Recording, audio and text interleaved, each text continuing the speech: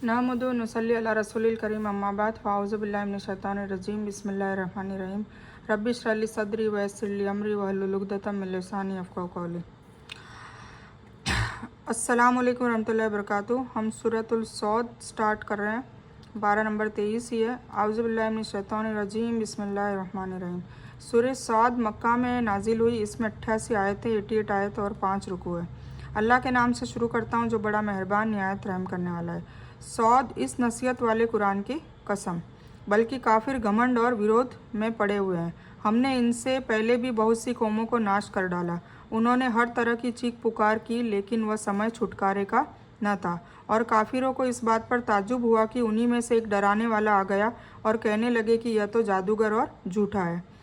क्या इसने इतने सारे देवताओं को एक ही देवता कर दिया? हकीकत में यह बड़ी अजीब बात है ना। बरसों से मतलब वो मूर्ति पाठ करते आ रहे थे, अचानक उनको अल्लाह का जिक्र बताया, अल्लाह का तस्करा करा तो वो बौखला गए और नाउजुबिल्लाह हुजूर पाक सल्लल्लाहु अलैहि वसल्लम को जादूगर और झूठा बोलने लग गए। क्या इसने इतने सारे देवताओं को एक ही देवता कर दिया? हकीकत में यही बड़ी अजीब बात है। उनके सरदार यह कहते हुए चले कि जाओ अपने देवताओं पर मजबूत रहो, बेशक इस बात में कोई मकसद है। हमने तो यह बात पुराने धर्मों में भी नहीं सुनी, कुछ नहीं कि यह तो केवल मनगढ़ंत है। यानी यह कुरान तो यकीनन ही शक से पाक है और उनके लिए नसीहत है जो नसीहत हासिल करे। हाँ, काफिरों को इससे क्या फ़ायदा इसलिए नहीं पहुंच सकता क्योंकि उनके दिमाग में तकब्बुर और घमंड भरा हुआ है और दिलों में मुखालफत और दुश्मनी है। इज़्ज़त का मतलब होता है सच की मुखालफत में अकड़ना। पिछले धर्म से मुराद या तो कुरैश ही का अपना धर्म है या फिर ईसाई धर्म, या यह जिससे तौहीद की दावत दे रहा है उसके बारे में तो हमने किसी धर्म में सुना ही नहीं। क्या हम सभी में उसी की अल्लाह की वही नाजिल की गई है? सभी में से उसी पर अल्लाह की वही, मतलब हम लोगों में से सिर्फ हुजूर पाक सल्लल्लाहु के ऊपर ही क्यों नाजिल की? ये भी उनका सवाल था। हकीकत में ये लोग मेरी वही की तरफ से शक में हैं, बल्कि ठीक यह है कि उन्हें मेरे अजाब का मज़ा अभी चखा ही नहीं। क्या उनके पास तेरे गालिब देने वाला रब की रहमत के खजाने हैं, या आकाश या धरती या उनके बीच की हर चीज़ का मुल्क उन्हीं का है? तो फिर ये रस्सियाँ तान कर चढ़ जाएं। यह भी सेनाओं से पराजित सेना है। उससे पहले नूह की कौम और आद और किलो वाले फिरौन ने भी जुटलाया था, और समूदियों ने और लूत की कौम ने और जंगल के रहने वालों ने भी यही सेनाएं थी। इनमें से एक भी ऐसा न था जिसने रसूलों को जुटलाया न हो, तो मेरा अजाब उन पर साबित हो गया। यानी उनका इनकार इस वजह से नहीं है कि उन्हें मोहम्मद सल्लल्लाहु अलैहि वसल्लम की सच्चाई का इल्म नहीं या आपके अच्छे शऊर से उन्हें इनकार है, बल्कि यह उस प्रकाशना के बारे में है ही शक है और सुबह में ग्रस्त है जो आप पर नाजिल हुई, जिसमें सबसे खुली तौहीद की दावत है। फिरौन को खूंटों वाला इसलिए कहा गया कि वह जालिम जब किसी पर गजबनाक गुस्सा होता तो उसके हाथों, पैरों और सर में कीले गाड़ देता था। यानी कीलों से जिस तरह किसी चीज़ को मजबूत कर दिया जाता है, उसी तरह उसकी भारी सेना और उसके पैरोकार भी उसके मुल्क की ताकत और मजबूती का सबब थे, और उन्हें केवल एक तेज चीख का इंतजार है जिसमें कोई रुकावट और ढील नहीं है। और उन्होंने कहा कि ए हमारे रब, हमारा लेखा जोखा तू हमें हिसाब के दिन से पहले ही अता कर दे। आप उनकी बातों पर सब्र करें और हमारे बंदे दाऊद को याद करें जो बड़ा शक्तिशाली था, बेशक वह बहुत लौटने वाला था। हमने पहाड़ों को उसके अधीन कर दिया था और उसके साथ सुबह और शाम को तस्बीह करें, और उड़ते पक्षियों को भी जमा होकर सबके सब उसके अधीन होते। और हमने उसके मुल्क को मजबूत कर दिखा दिया था और उसे हिकमत अता की थी और बात का फैसला सुझा दिया था। और क्या तुझे झगड़ा करने वालों की खबर मिली जबकि वे दीवार फांद कर मेहराब की इबादत पर मेहराब पे आ गए हैं? दूध दूहने वाला एक बार कुछ दूध दूहकर बच्चे को ऊँटनी या गाय भैंस के पास छोड़ देता है ताकि उसके दूध पीने से थनों में दूध उतर आए। फिर थोड़े समय बाद बच्चे को ताकत से जोर पर पीछे हटाकर खुद दूध दूहना शुरू कर देता है। यहाँ 2 बार दूध दूहने के बीच जो फ़र्क है, इसको ही फवाक कहा गया है। यानी सूर फूंकने के बाद इतना भी मौका नहीं मिलेगा, बल्कि सूर फूंकने की देर होगी कि क़यामत का जो भूकंप है, जलजला है, शुरू हो जाएगा। कित का मतलब है कि हिस्सा, मतलब यहाँ अमाल नामा या लेखा जोखा है। यानी हमारे अमाल नामा के एतबार से हमारे हिस्से में अच्छी व बुरी सज़ा जो भी हो, हिसाब का दिन आने से पहले हमें दुनिया में ही दे दो। यानी पौ फटने के समय और आखिर दिन को पहाड़ भी दाऊद के संग तस्बीह में लीन होते हैं। उड़ते पक्षी भी जबूर का पाठ सुनकर हवा में ही जमा हो जाते हैं और उनके साथ तस्बीह करते रहते हैं। जब ये दाऊद के पास पहुँचे तो ये उनसे डर गए। कहा, डरिए नहीं, हमारा आपसी झगड़ा है, हमसे एक ने दूसरे पर जुल्म किया है, तो आप हमारे बीच इंसाफ के साथ फैसला कर दीजिए और ना इंसाफ़ी न कीजिए और हमें सीधा रास्ता बता दीजिए। सुनिए, यह मेरा भाई है, इसके पास 99 भेड़ें हैं और मेरे पास एक ही है, लेकिन यह मुझसे कह रहा है कि अपनी यह एक भी मुझे दे दे और मुझ पर बात में बड़ा सख्त मामला करता है। आपने कहा, उसका अपनी भेड़ों के साथ तेरी एक भेड़ शामिल करने का सवाल जरूर तेरे ऊपर एक जुल्म है, और ज़्यादातर भागीदार और साझीदार ऐसे ही होते हैं कि एक दूसरे पर जुल्म और नाइंसाफ़ी करते हैं, सिवाय उनके जो ईमान लाए और जिन्होंने नेकी के काम किए, और ऐसे लोग बहुत ही कम हैं। और दाऊद अलैहिस्सलाम जान गए कि हमने उनकी परीक्षा ली है, फिर तो अपने रब से तौबा करने लगे और आजिज़ी के साथ गिर पड़े और पूरी तरह से मुतवज्जो हो गए। मेहराब से मुराद वह कमरा है जिसमें सबसे अलग होकर यकसू होके के साथ अल्लाह की इबादत करते थे। दरवाजे पर दरबान होते ताकि कोई भीतर जाकर इबादत में रुकावट न हो। झगड़ा करने वाले पीछे से दीवार फांदकर भीतर आ गए। भाई से मुराद यहाँ दीनी भाई या तिजारत वाला भाई, साजी या दोस्त है। सबको भाई कहना सही है। हाँ, इस अखलाकी ऐप से ईमान वाले महफूज रहते हैं, क्योंकि उनके दिलों में अल्लाह का डर होता है और वह नेकी पर जमे होते हैं। इसलिए वह दूसरों पर जुल्म और दूसरों के माल को हड़पने की कोशिश नहीं करते।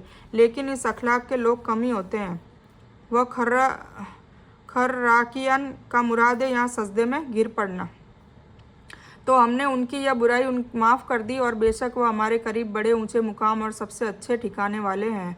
ए दाऊद, हमने तुम्हें धरती में खलीफा बना दिया, तो तुम लोगों के बीच इंसाफ के साथ फैसला करो और अपने मन की इच्छाओं के अनुसरण करो, पैरवी न करो, बल्कि वह तुम्हें अल्लाह के रास्ते से हटा देगी। बेशक जो लोग अल्लाह के रास्ते से भटक जाते हैं उनके लिए सख्त अजाब है, इसलिए कि उन्होंने हिसाब के दिन को बुला दिया है। और हमने आकाश और धरती और उनके बीच की चीज़ों को बेकार और बिला वजह पैदा नहीं किया। यह शक तो काफिरों का है, तो काफिरों के लिए आग की खराबी है। क्या हम उन लोगों को जो ईमान लाए और नेकी के काम किए उनके बराबर कर देंगे जो रोज़ धरती पर फसाद मचाते रहे, या परहेजगारों को बदकारों जैसा कर देंगे?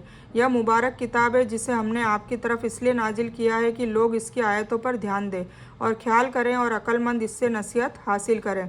और हमने दाऊद को सुलेमान का नाम का बेटा अता किया, जो बड़ा अच्छा बंदा और बड़ा ध्यान लगाने वाला था, बल्कि एक ख़ास मकसद के लिए पैदा किया है, वह यह कि मेरे बंदे मेरी इबादत करें। जो ऐसा करेगा उसे अच्छा बदला अता करूँगा, और जो मेरी इबादत और फरमाबरदारी से मुँह फेरेगा उसके लिए जहन्नम का अजाब है। जब उनके सामने शाम के समय तेज़ चलने वाले खास घोड़े पेश किए तो कहने लगे कि मैंने अपने रब की याद पर इन घोड़ों के प्रेम को प्राथमिकता दी, यहाँ तक कि सूरज डूब गया। इन घोड़ों को दोबारा मेरे सामने लाओ। फिर पिंडलियों और गर्दनों पर हाथ फेरने लगे। और हमने सुलेमान का इम्तिहान लिया, उनको सिंहासन पर एक धड़ डाल दिया, फिर वह मुतवज्जे हो गए। कहा कि ए मेरे रब, मुझे माफ़ कर और मुझे ऐसा मुल्क अता कर जो मेरे सिवाय किसी के लायक न हो, तू बड़ा ही दाता हो। तो हमने हवा को उनके वश में कर दिया, वह आपके हुक्म से जहाँ आप चाहते नरमी से पहुँचा दिया करती थी। यह इम्तिहान क्या था? कुर्सी पर डाला गया धड़ किस चीज़ का था और इसका मतलब क्या है? इसकी भी कोई तफसील कुरान व हदीस में नहीं मिलती है। हाँ, कुछ मुफस्सिरों ने सही हदीस से साबित एक कहानी से इसको संबोधित किया है, जो यह है कि हज़रत सुलेमान ने एक बार कहा कि मैं आज रात अपनी सभी बीवियों से, जिनकी तादाद 70 या 90 थी, संभोग करूँगा, ताकि उनसे बहादुर घुड़सवार पैदा हो जो अल्लाह के रास्ते में जिहाद करें। और इस पर इंशाअल्लाह कहना भूल गए, नहीं कहा। तो फिर क्या हुआ? नतीजा यह हुआ कि सिवाय एक के कोई पत्नी गर्भवती हुई नहीं, और गर्भवती बीवी ने भी जो बच्चा जना वो भी आधा था, अधूरा था। नबी सल्लल्लाहु अलैहि वसल्लम ने कहा, अगर सुलेमान अलैहिस्सलाम इंशाअल्लाह कह लेते तो सब बहादुर पैदा होते। ठीक है, इन मुफस्सिरों के ख्याल में शायद इंशाअल्लाह न कहना या केवल अपने तरीके पर मुतमईन होना यही परीक्षा है जिसमें हज़रत सुलेमान अलैहिस्सलाम ग्रस्त हुए, और कुर्सी पर डाला जाने वाला बच्चा यही नाकिस बच्चा हो। बाकी वल्लाहु आलम। यानी हमने सुलेमान की यह दुआ सुन ली, ऐसा मुल्क अता किया कि हवा भी उनके अधीन थी। यह हवा को कोमलता से चलती बताया, जबकि सूरह अंबिया आयत नंबर में उसे तीव्र और तेज कहा। इसका मतलब यह है कि हवा की जो आम गति तेज या, किंतु सुलेमान के लिए उसे धीमी कर दिया गया, या ज़रूरत के एतबार से वह कभी तेज़ हो जाती कभी धीमी, जैसे सुलेमान अलैहिस्सलाम चाहते। और शक्तिशाली जिन्नात को भी उनके अधीन कर दिया, और हर घर बनाने वाले को और डुबकी लगाने वालों को, और दूसरे जिन्नात को भी जो जंजीरों में जकड़े रहते हैं। यह है हमारा वरदान, अब तू एहसान कर या रोक रख, कुछ हिसाब नहीं। और उनके लिए हमारे पास बड़ी कुर्बत है और बहुत अच्छा ठिकाना है। और हमारे बंदे अय्यूब अलैहिस्सलाम की भी चर्चा कर, जबकि उसने अपने रब को पुकारा कि मुझे शैतान ने तकलीफ़ और दुख पहुंचाया है। अपना पैर मारो, यह गुसल का ठंडा और पानी पीने का पानी है। और हमने उसे उसका पूरा परिवार अता किया, बल्कि उतना ही और भी उसी के साथ अपने खास रहमत से और अक्लमंदों की शिक्षा के लिए। और अपने हाथ में तीलियों की एक झाड़ू लेकर मार दे और कसम न तोड़। हज़रत अय्यूब अलैहिस्सलाम का रोग और उसमें उनका सब्र मशहूर है, जिसके अनुसार अल्लाह ताला ने परिवार और माल को तबाह किया और रोग के जरिए उनका इम्तिहान लिया, जिसमें वह कई साल मुब्तला रहे। रोग के दिनों में सेविका पत्नी से किसी बात पर नाराज़ होकर हज़रत अय्यूब अलैहिस्सलाम ने उसे 100 कोड़े मारने की कसम खा ली थी। जब वो स्वस्थ हो गए तो अल्लाह ताला ने कहा कि 100 तिनकों से झाड़ू के एतबार से उसे मार दे, तेरी कसम पूरी हो जाएगी। अब आपको ये समझ में आ रहा है ना कि अल्लाह ताला ने बार बार हर नबियों की कहानी बता के हमारे को क्या ये सीख दी है। हमारे को ये दी है कि आपके जीवन में दुख हो, परेशानी हो, कोई ऐसे लोग भी आ जाते हैं हर घर में, हर परिवार में कई ऐसे बंदे होते हैं, कुछ नेगेटिव सोच के, कुछ पॉजिटिव सोच के। तो उसमें जब हम बर्दाश्त करते हैं तो ये सब इम्तिहान होता है। मतलब अल्लाह ताला ने हर नबी रसूल का इम्तिहान लिया, फिर वो इम्तिहान में पास हुए तो फिर उनको बड़ी बड़ी नेमतों से नवाजा, है ना। जैसे सुलेमान अलैहिस्सलाम का किस्सा देख लो, दाऊद अलैहिस्सलाम का किस्सा देख लो। और अगर कोई फेल भी हो गया और उन्होंने तुरंत माफ़ी मांगी, जैसे आदम अलैहिस्सलाम, दाऊद अलैहिस्सलाम, कईयों से गलती होगी, माफ़ी मांगी तो तुरंत माफ़ भी अल्लाह ताला कर देता है। तो इसी तरह हमें भी नसीहत हासिल करनी है कि हमें अच्छे काम करते रहना, और कभी कभी हम फिसल जाए, इब्लिस की चाल में आ जाए तो तुरंत तौबा कर लें। और दूसरा ये कि अगर हम हमारे इम्तिहानों में पास हो जाएंगे, मतलब सब्र करते रहेंगे, तो अल्लाह ताला हमें भी बड़ी नेमतें देगा, ठीक है। और हमने उसे बड़ा सब्र वाला बंदा पाया, वह बड़ा नेक बंदा था और बड़ा ही ध्यान करने वाला। कौन? अय्यूब अलैहिस्सलाम। और हमारे बंदों इब्राहिम, इसहाक और याकूब का भी लोगों से बयान करो, जो हाथों और आँखों वाले थे। हमने उन्हें एक ख़ास बात यानी आखिरत की याद के साथ ख़ास तौर से संबंधित कर दिया था, और यह सभी हमारे करीब चुने हुए और सबसे अच्छे लोगों में से थे। सारों के नाम आ गए ना। और इस्माइल, यसा और जुल्किफल का भी बयान कीजिए, ये सबसे अच्छे लोग थे। यह नसीहत है और यकीन करो कि नेक लोगों के लिए सबसे अच्छी जगह है ना। नसीहत दे दिए सबका बयान करके, यानी हमेशा रहने वाली जन्नत, जिनके दरवाजे उनके लिए खुले हुए हैं, जिनमें चैन से तकिया लगाए बैठे हुए तरह तरह के मेवे और कई तरह की पीने वाली चीज़ों की मांग कर रहे हैं, और उनके पास नीची निगाहें वाली बराबर उम्र वाली हूरें होंगी। यह है जिसका वादा तुमसे हिसाब के दिन के लिए किया जाता है, यानी जिनकी निगाहें अपने पति से आगे नहीं जाएगी। और एतराब या तिर्ब का बहुवचन है, बराबर उम्र या लगातार जीनत और हुस्न से सुशोभित मुजयन, मतलब एक उम्र अटक जाएगी, उसी उम्र के होंगे, ना बुढ़ापे में ना बचपन में। निश्चयी या रिस्क हमारा खास उपहार है, इनाम है जिनका कभी अंत ही नहीं है। यह तो हुआ बदला, याद रखो कि सरकशों के लिए बड़ी बुरी जगह है। नरक है जिसमें वे जाएंगे, आह कैसा बुरा बिस्तर है। यह है, उसे चखें, गर्म पानी और पीप, और कुछ दूसरी तरह की कई सजाएं। यह एक समुदाय मजमुआ है जो तुम्हारे संग आग में जाने वाला है, उनके लिए कोई स्वागत नहीं, यही तो नरक में जाने वाले हैं। वे कहेंगे कि बल्कि तुम ही हो जिनके लिए कोई स्वागत नहीं, तुम ही ने तो इसे पहले ही से हमारे सामने ला रखा था, तो रहने की बड़ी बुरी जगह है। वे कहेंगे कि हमारे रब, जिसने उसे कुफ्र की रीति हमारे लिए सबसे पहली निकाली हो, उसके हक में नरक की दोगुनी सजा कर। मतलब जिसने भी ये गलत दीन बयान करा हो, जिसने भी इजाद करा हो कुफर का या बिदात का, तो तू सबसे पहले उनको सजा दे और दुगनी दे। उनके फॉलोअर अपने लीडरों के लिए ये मांगेंगे अल्लाह से। और नरकवासी कहेंगे कि क्या बात है कि वह लोग हमें दिखाई नहीं देते जिनकी गिनती हम बुरे लोगों में करते थे, है ना। और जहन्नमी लोग जो दुनिया में नेक लोगों की बुराइयां करते थे और उनको पागल समझते थे, नजूमी समझते थे, है ना, तो वो लोग उनको दिखाई नहीं देंगे, तो बोलेंगे क्या बात है, वो कहाँ गए, तो वो तो जन्नत में, ठीक है। रिस्क का मतलब वरदान है, और यह हाजा यह से हर तरह की ऊपर बयान की गई नेमतें और इज्जत एहतराम मुराद है, जिनके जन्नत वाले मज़े ले रहे होंगे। और निफास का मतलब आखिर और बिला रुकावट है। यह नेमतें मतलब कभी ख़त्म नहीं होने वाली होगी, और इज्जत एहतराम भी मतलब मुसलसल, इसका कोई अंत नहीं होगा। इसरार दुष्टों से मतलब गरीब मुसलमान है, जैसे अम्मार, खब्बाब, सुहैब, बिलाल, सलमान रज़ी अल्लाहु अन्हुम वगैरह। उनके मक्का के सरदार दुश्मनी से बुरे लोग कहते थे, अब भी दुराचारी सच्चे लोगों और नेक लोगों को कट्टरपंथी, आतंकवादी, उग्रवादी जैसे उपनाम दे देते हैं। आज भी यही चलता आ रहा है। कहा कि तू यहाँ से निकल जा।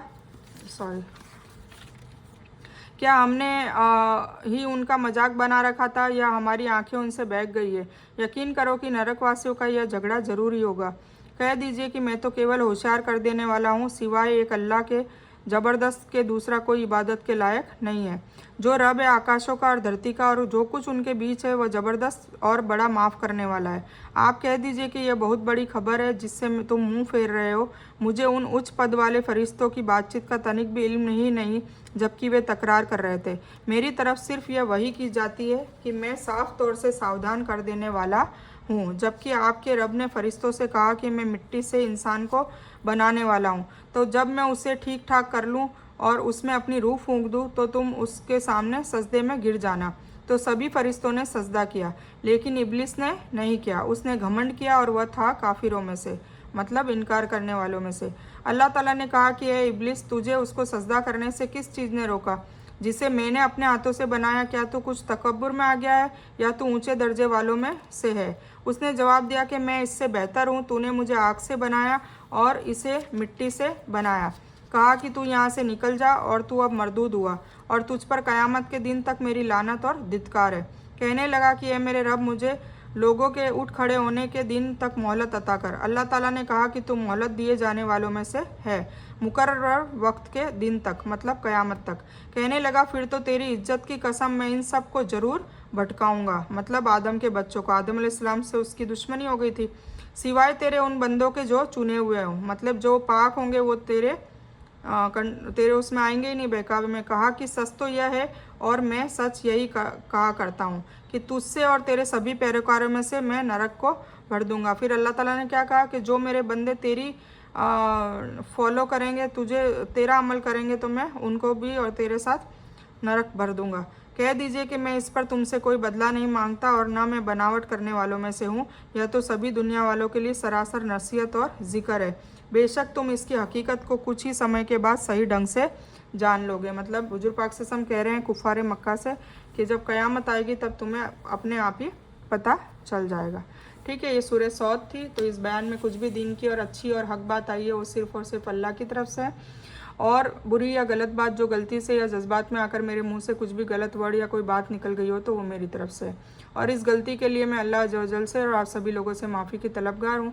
मैं कोई आलिमा नहीं हूँ, सिर्फ तालिब इल्म हूँ, और मेरी कोशिश से आप सभी को सही नफ़े बख्श इल्म पहुँचे और मैं आप लोगों की हिदायत और हिकमत में सदका जारिया बनूँ। बस मेरी यही तमन्ना है। आमीन सुम्मा आमीन या रब्बल आलमीन। रब्बना आतिना मिन लदुनका रहमतन व हय्यि लना मिन अमरिना रशदा। अल्लाहुम्मा सल्लि अला मोहम्मद व अला आलि मोहम्मद कमा सल्लैता अला इब्राहीम व अला आलि इब्राहीम इन्नका हमीदुम मजीद। अल्लाहुम्मा बारिक अला मोहम्मद व अला आलि मोहम्मद कमा बारकता अला इब्राहीम व अला आलि इब्राहीम इन्नका हमीदुम मजीद। व आखिरु दावाना अनिल हम्दुलिल्लाहि रब्बिल आलमीन।